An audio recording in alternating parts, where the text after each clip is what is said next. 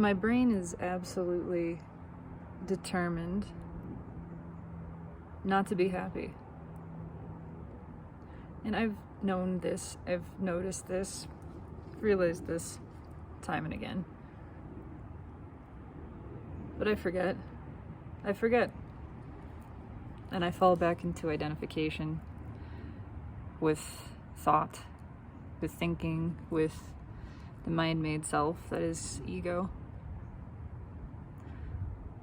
And I take it on as me. I think that it is me. And then I start thinking that I am just determined never to be happy, but it's not me. It is the brain in this body that is absolutely primed to detect threat, danger, to perceive something as wrong. That's what it's trained to do.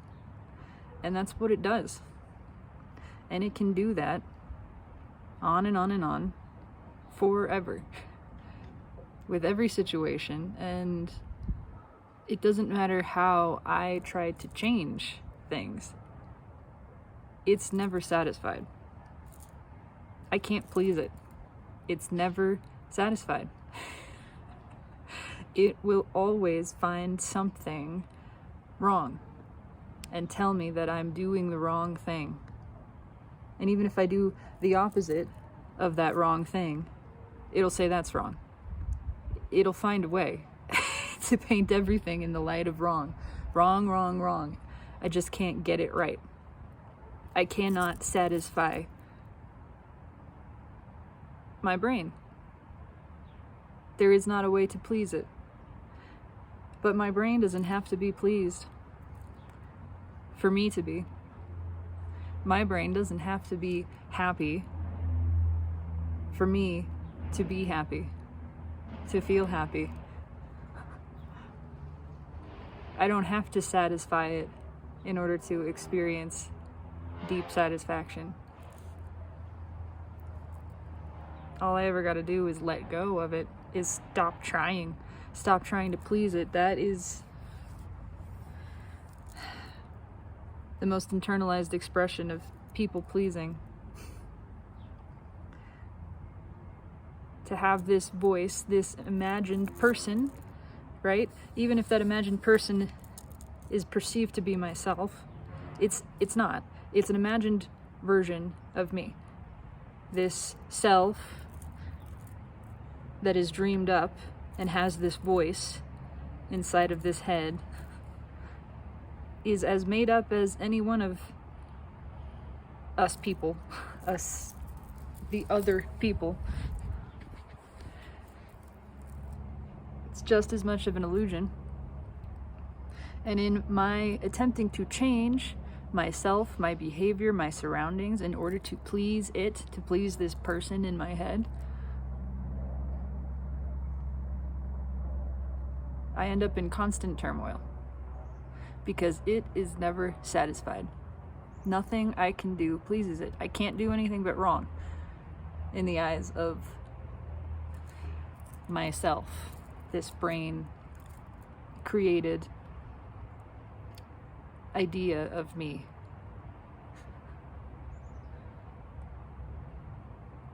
And this morning I reached the place that I've reached many times, and I wonder how many more times I'll continue this cycle and reach this place of being just totally fed up with trying to please this.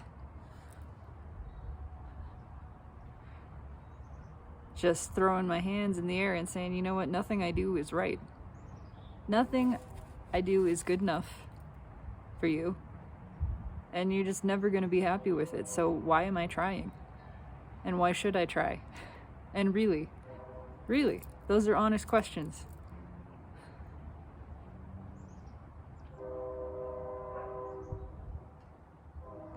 And the honest answer is, I don't need to. And I'm only trying because I'm conditioned into it and because I had mistakenly been identifying that voice, those thoughts, as myself or as something that even mattered, as something that was even real, that had any any type of effect on anything, and it doesn't. It doesn't.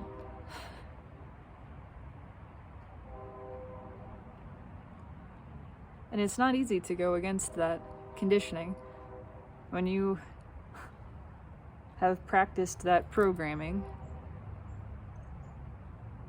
for all of your life experience, possibly longer, multiple lifetimes.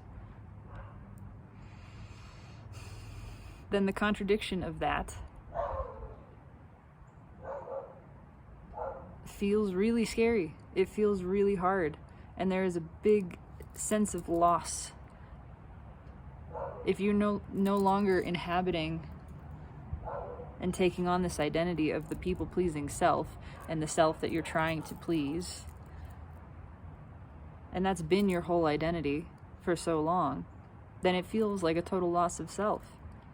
And then who are you? If I'm not obeying this voice in my head, if I am not... And the pleasing of other people is actually just a way to please this voice. In reality. It's really not even for them. It's just to try to placate this. That says, you go and you do this thing for these other people, and then when they approve of you, I'll approve of you. But it never does. It never does. It's never enough. Again, I can't get it right.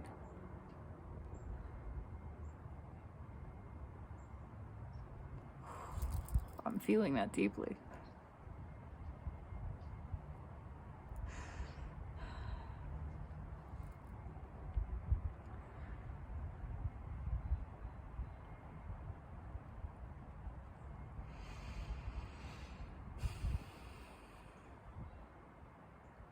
I've been on this track before. It's no surprise.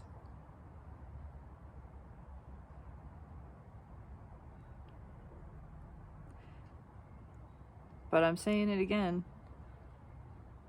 I am not my brain. I am not my thoughts. Whoever I think I am, I'm not, and never will be. I am not and never will be who I think I am. I just am. I am what I am. I am who am. I am amness.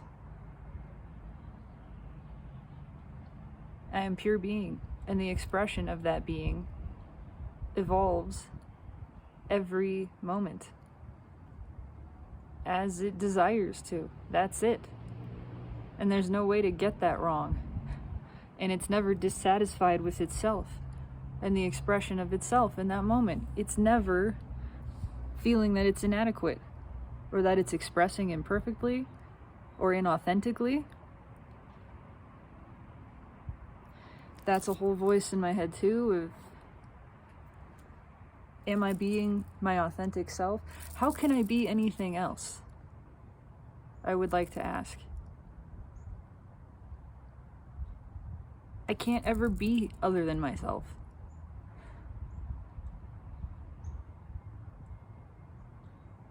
Even when I get distracted by identifying with ego, I don't stop being me. Thinking that I am something that I'm not doesn't make me that thing and not me. I'm always myself.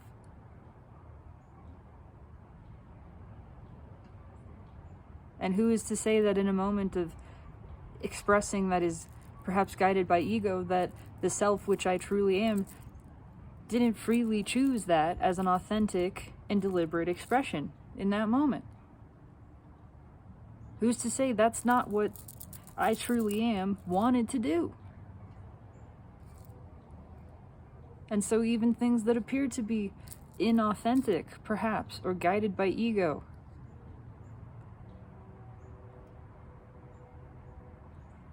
could the self that I truly am not be just choosing to play that role for a while because it wants to? How can any expression be inauthentic? Even lying, even flat out lying, if that's a conscious choice, I mean, Perhaps it's driven by fear, yeah. But that is still the self choosing to have that experience. At the core. That self, which is always conscious and aware of what's happening, even if we're not aligned with that. That consciousness doesn't go away, even if we're not fully tapped in and feeling it and participating at this level. Consciousness doesn't become unconscious. Just because we're experiencing what we might call unconsciousness, is that not the deliberate experience of consciousness? To experience that feeling?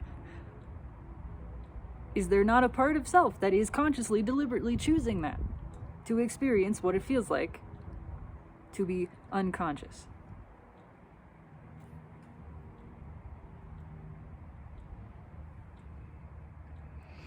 I know I've complicated things so much.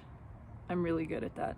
I'm so good at complicating things. And it's not just me. It's humans in general. We're really good at fucking overcomplicating shit that is so simple and so basic and straightforward and really never changes.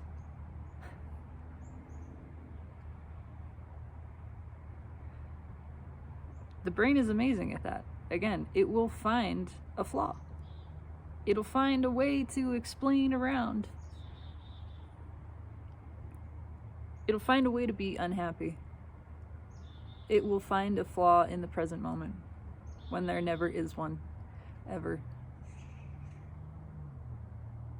And it will create this sense of damned if you do, damned if you don't, so that you can see, perhaps finally, that following the mind, listening to the mind, is a fruitless endeavor. It is a wild goose chase. It leads nowhere. There is no satisfaction at the end of that road. There's no end of that road.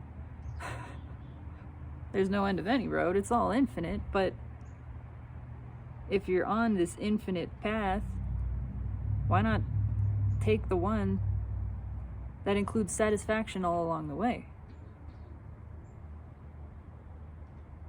instead of dissatisfaction at every turn, no matter where you look? Those are the only two options. It's either continuous dissatisfaction or continuous satisfaction. And we tend to kind of flip back and forth between them, so it looks like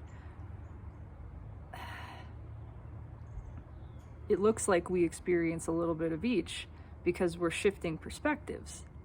And then it seems like life is full of satisfaction and dissatisfaction. That's just a result of continuously aligning with ego, aligning with soul. That's it. And we can pick one or the other. There's nothing wrong with flipping back and forth either. There's nothing wrong with that. That variety of experience is desired.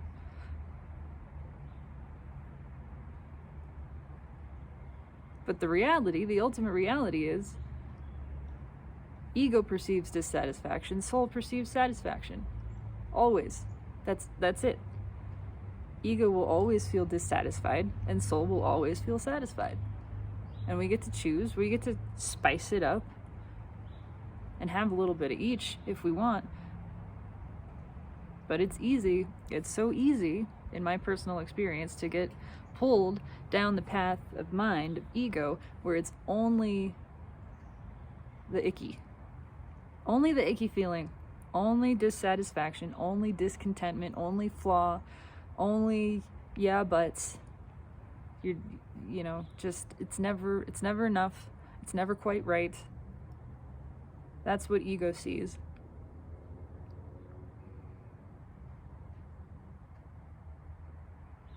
And when the self is identified with ego, that's what life feels like.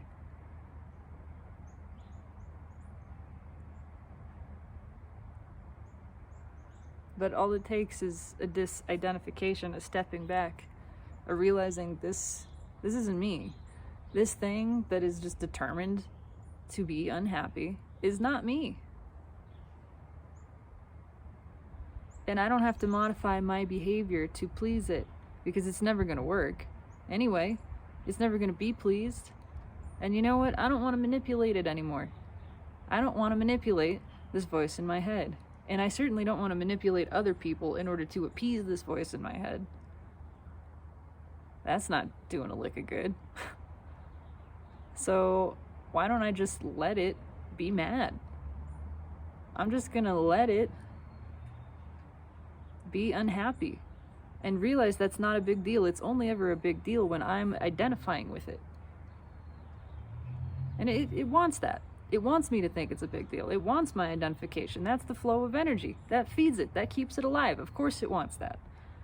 So of course it's going to lure me back. It's going to try to lure me back over and over again so that it can survive. It can keep feeding by getting me to think that it's me and I'm it, and that something about this is important when none of it is.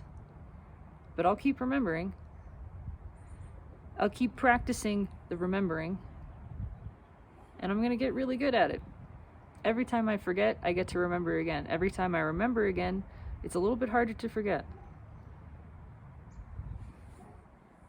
I've started this dissolution. I've started this process. It's in motion and it can't be stopped. The dissolution of identification with ego cannot be stopped. It'll trap me again. I know it will.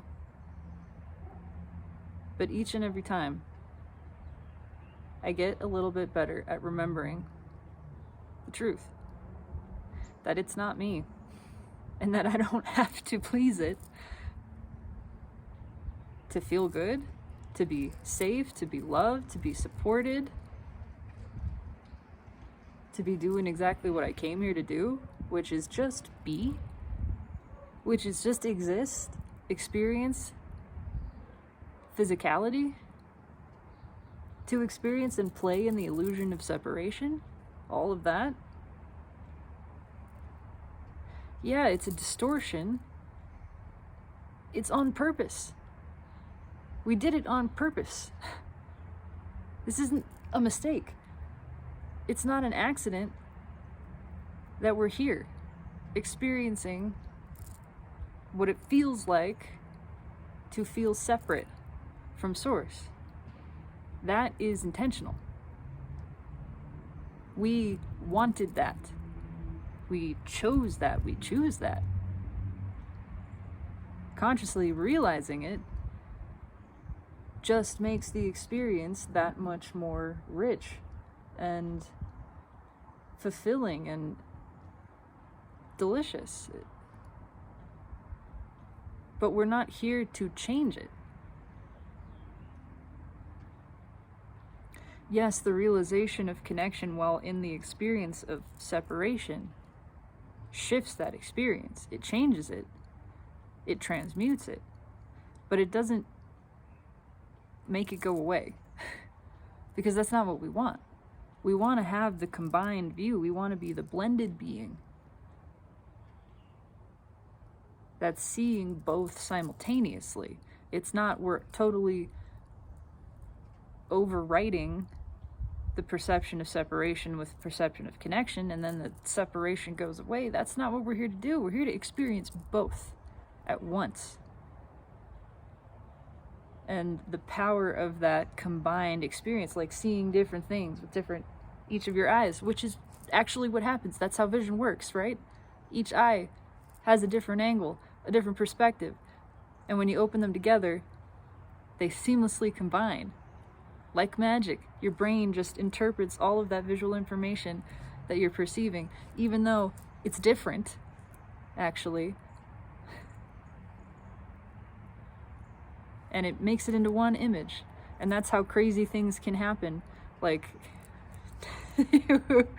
distortions in your perception. If something is really close and only one eye can see it and the other eye can't see it, but you get the full picture.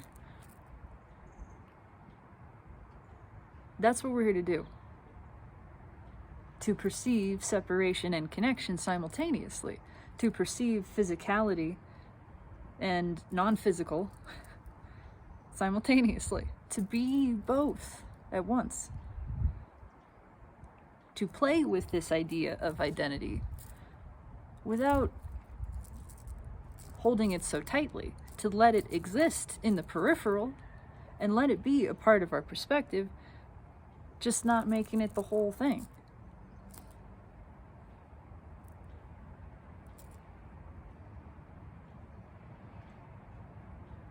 Just not clinging to that identity and thinking that that's ourself.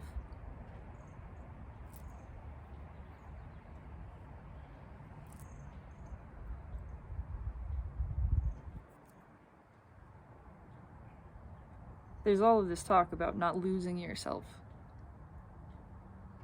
whether it's to a job or a relationship or whatever. You know, don't lose yourself in this. But what does that even mean? Because any self that can be lost wasn't you to begin with.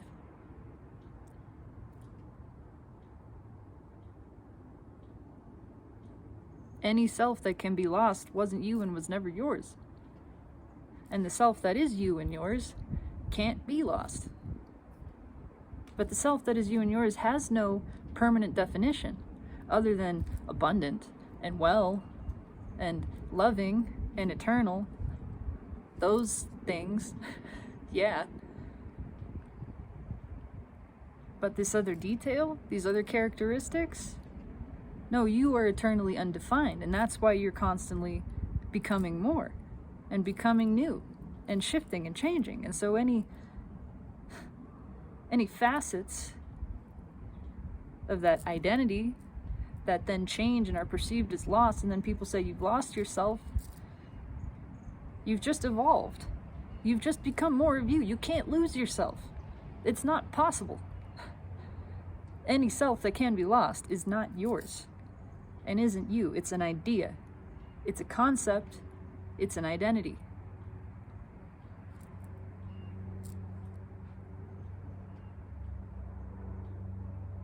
And of course it's going to feel like a loss to ego, because again, if you are identifying that as yourself, if you think that is you and those things are going away that you thought were you, then you feel like you're losing you. You're not. In fact, you're finding more of you. The less of yourself, the less details that you are applying to yourself, the less labels, the more you really are. I appreciate so deeply and think often of Eckhart Tolle saying, whenever people come to him and say, I don't know who I am anymore, he congratulates them. Good on you. Because now you're letting go of all of these ideas. Now that you don't know who you are anymore, you get to find actually yourself. You're being more of yourself. Because you're never who you think you are. And so this whole notion of losing yourself is, you can't do that. It's totally made up. And if you think you're losing yourself, good. What you're losing is an identity. What you're losing is a label, a limitation. You are evolving. You're growing, you're shifting, you're changing. That's you. That's you. Never one thing, never the same, moment to the next.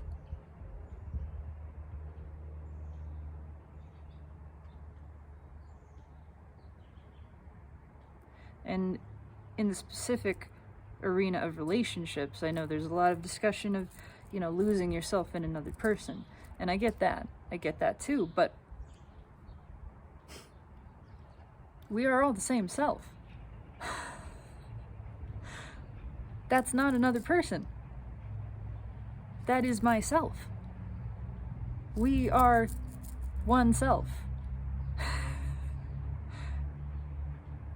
So again, first of all, I can't lose myself. Any part of me that is lost, that changes, that goes away, whatever, is not me. It's an idea of me. And second of all, how can I lose myself in myself? That's myself. If I am lost in that self, that's just more of me. And I'm finding more of me there. And they're doing the same. And we can't be the same expression of self. That's not possible. We're not identical in expression. We are identical at the layer of being. And that's just true throughout. That's true of everything. That's true of this ground, this structure, the grass around me, the trees, the fucking telephone pole. We're the same. We are identical. In essence, we are all presence. We're all being. We are all the same life force, the same consciousness, the same self that is expressing in its own unique way. And even two man-made things, two bricks that are pressed into the same mold and designed to be identical, even they are not. They are, but they're not. The essence of them is the same. The expression of them is not. Can't be. So, there is no danger. There is no harm. The self is not a thing that can be lost. Identity, perhaps, description of self, but those things are not self. And they're intended to change. And it's not a bad thing. It's not a bad thing. Of course, ego will say that it is. Of course, the mind will say that it is, because again, that's what it's wired to do. And if we're identifying with the mind and believing, oh, I'm thinking that this is a bad thing, then we're going to feel all kinds of ways about it. But if we can recognize that's not my thought, I'm not thinking this is a bad thing. I have the awareness that this, number one, just is what is. It's not good, it's not bad, it just is. And number two, it's actually good at the higher level. This is what I want. This is good. And I can recognize that this thought isn't me. It's not emanating from me. It's not my voice. It's just a voice that wants me to believe, to align with it, to appease it so that it can get my energy and my attention and yada, yada, yada. That's the whole game. But if I can just break that identification, then it doesn't matter. Then anything that my brain thinks of as a bad thing, well, it's allowed to. That's just a thought from this brain. And it has nothing to do with truth. It has nothing to do with reality. It has nothing to do with how I really feel, the being that I am is feeling or experiencing what is.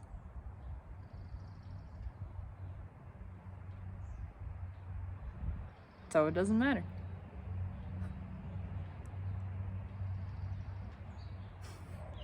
Anyway, the brain will never be happy. It will never be satisfied.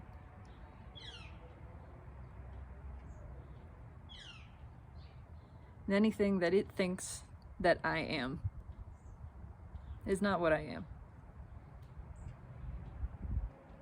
I am not this brain. I am not any thought.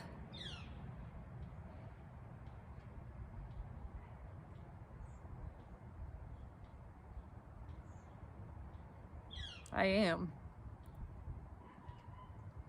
And I am satisfied with all that is. And while the brain is terrified of many things and resistant to everything, what I am is excited for all of it, and excited for change, and excited not to be defined. Excited to never be the same thing twice, or from one moment to the next. Excited to be continuously evolving and growing and shifting, and knowing that I am never going backwards. I am only ever moving forwards. It is only ever expansion and growth and increase and improvement. It's only ever improvement. That. So what is there to be afraid of? Everything's getting better. I can trust that. I know that. Everything is getting better all the time, and only ever better. So I have no need to listen to this voice, this boy crying wolf. I can just know that's what it does. And I can let it. I can just let it. Let it scream and kick and cry and set off all the alarms and know that that's just what it wants to do. That's what it's trained to do. And it doesn't mean anything. It doesn't change anything. Everything is always getting better. Everything is always working for me. Always. And if I want to feel that, all I have to do is take a step back from the voice that's contradicting it. Is just stop identifying with that which is resisting the positive flow of all that is.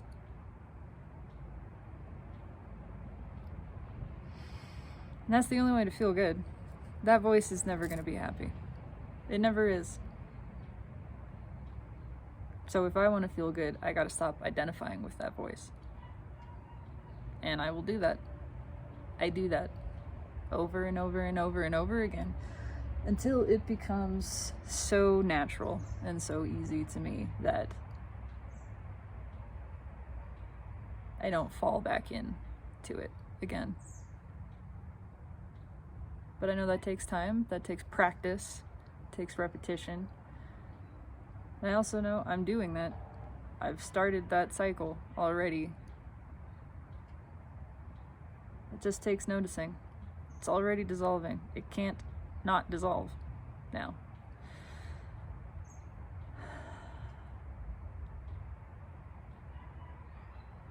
So that's it. Everything is only getting better. No matter what the brain or any voice inside of it says. That is the truth. I feel that. I know that. And I choose to consciously align myself with the awareness of that. Because that's what I am. I am awareness. I am that awareness, actually. I am the awareness that all is well.